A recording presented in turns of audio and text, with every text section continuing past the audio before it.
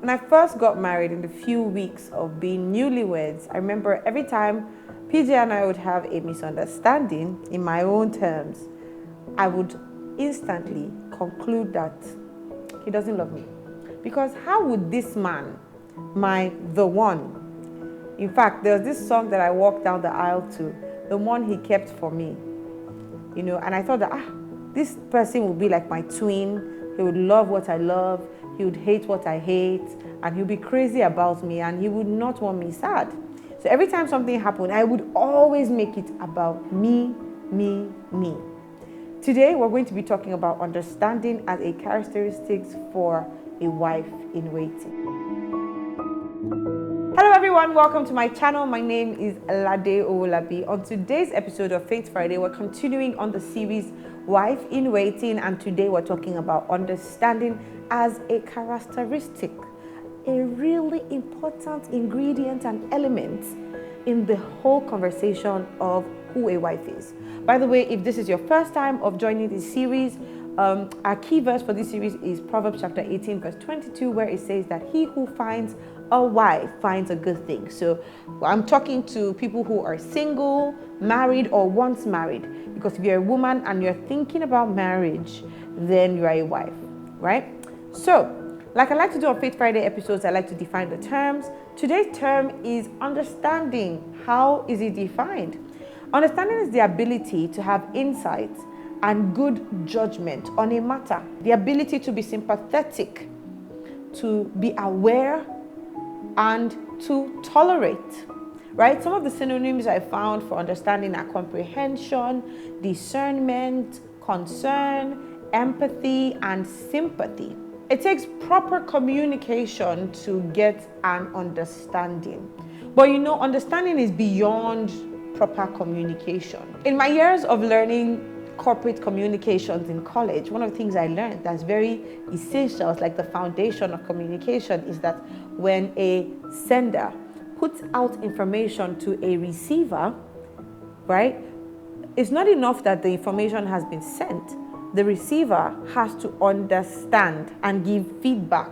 So it's a cycle of communication. But even in schools, there's no bachelor's for listening, but there is bachelor's for communication, because everybody is concerned about getting your point across, right? But listening is a very essential part. So you see, communication is not just about telling somebody what you want them to know.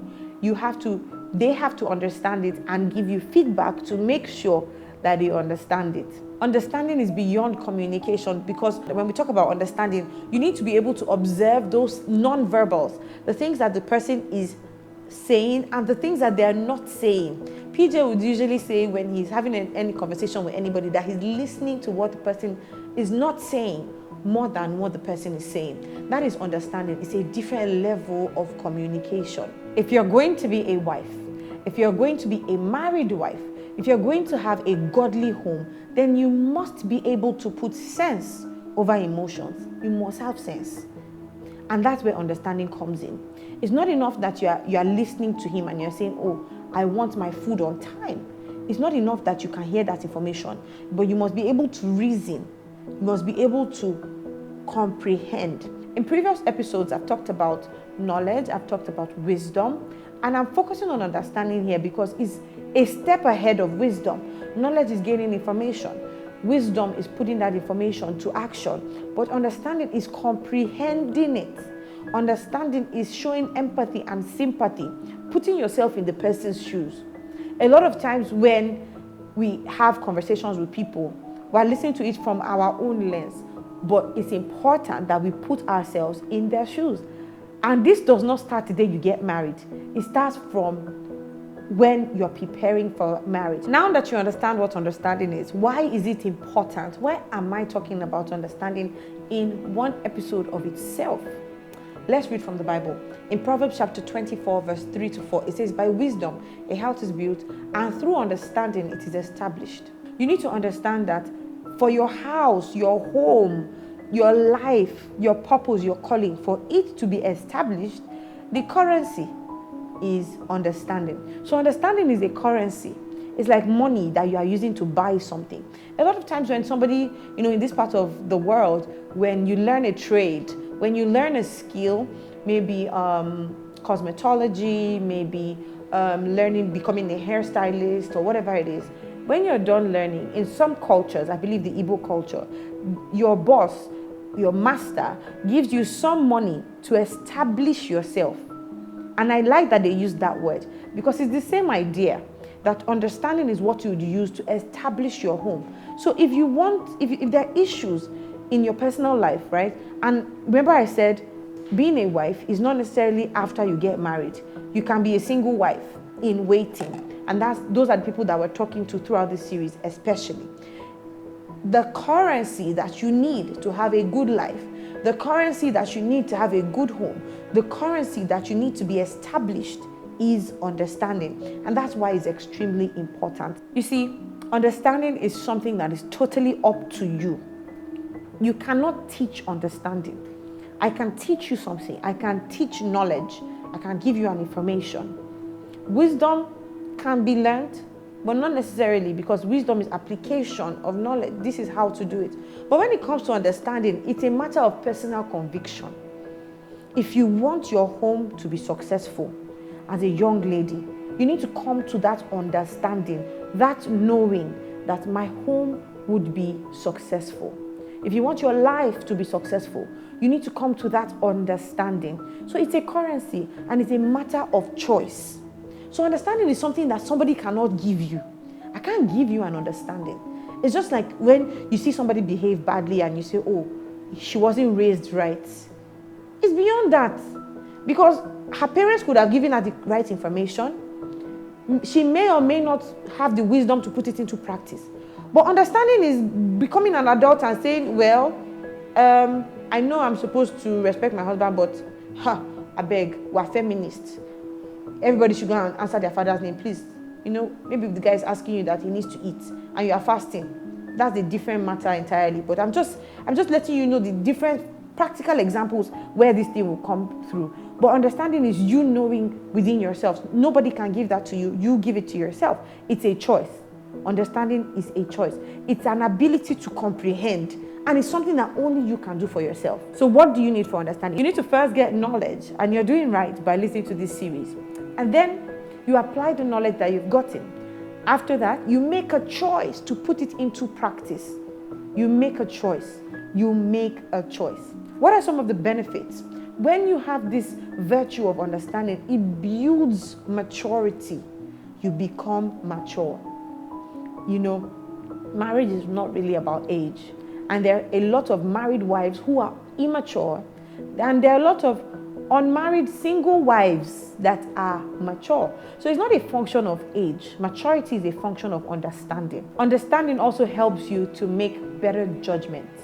If there is a case brought before you, wisdom can help you, but understanding is what will actually determine the kind of judgment you pass on that case.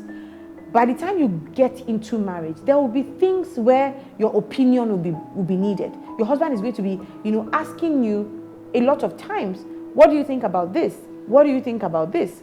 You need to have understanding to make good judgments.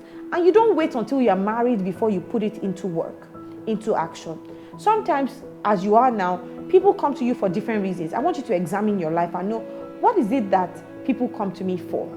People ask me frequently about. Is it business? Is it social media? Is it branding? Whatever it is, you need to identify it. What is that thing that I have that people always ask me about? And what's the thing that they say, oh, if you ask her about it, she can't figure it out.